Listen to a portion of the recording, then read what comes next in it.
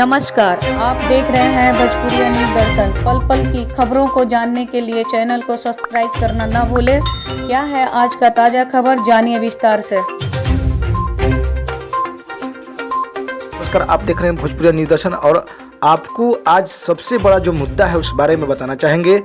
चुनाव आयोग, supreme court और बिहार सरकार के बीच का ये जो भूल भुलैया नगर निकाय के लिए बना हुआ है, आखिर क्या है इसका मिस्ट्री और क्या चल रहा है। अभी तीनों जगहों पर ये चर्चा चल रही है कि क्या होगा इस नए तिथियों को लेकर के।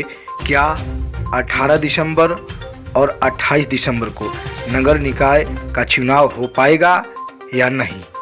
आपको पता होना चाहिए कि 30 नवंबर को सर्वोच्च न्यायालय का जो आदेश था इस संबंध में वह सार्वजनिक हो चुका और 30 नवंबर को ही बिहार सरकार पंचायत राज विभाग निर्वाचन आयोग को अपना रिपोर्ट सौंपती है और उसी डेट को अधिसूचना जारी कर दी जाती है। आखिर क्या है यह मसला, क्यों इतनी जल्दबाजी में है राज्य निर्वाचन आयोग, क्यों जल्दबाजी में है बिहार सरकार और क्यों असंतुष्ट है सुप्रीम कोर्ट। आइए इस पर थोड़ी सी चर्चा हम करेंगे। सबसे पहले ये जानना जरूरी है कि इस नगर निकाय चुनाव को स्थगित करने के कारण क्या थे। तो ये पता है कि ट्रिपल टेस्ट, जिसके अंतर्गत एक अति पिछड़ा आयोग का गठन करना था, कोर्ट ने ऐसा डायरेक्शन दिया था राज्य सरकार को। बता दें कि उस आदेश के बाद राज्य सरकार ने अति पिछड़ा आयोग से ही काम चलाने का निर्णय लिया और उसके सिफारिश को ही मान लिया। जबकि सुप्रीम कोर्ट में दायर याचिका के बाद जब सुनवाई हुई तो इसे डेडिकेटेड कमीशन के तौर पर नहीं माना गया, क्योंकि कोर्ट का यह आदेश था कि राज्य सरकार एक डेडिकेटेड कमीशन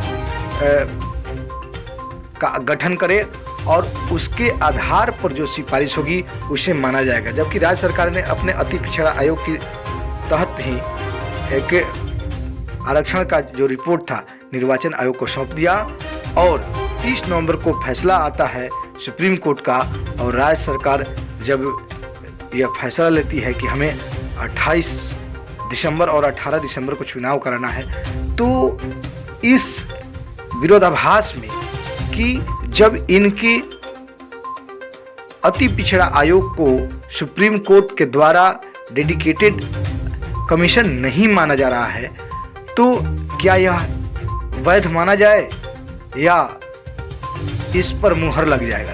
क्या इसमें किस तरह की संभावना बन रही है। पुनः आपको बता दें कि सुनील कुमार, जिनके द्वारा सुप्रीम कोर्ट में रिट दायर हुई थी, उनके द्वारा एक पुनः याचिका दायर करने की बात कही जा रही है।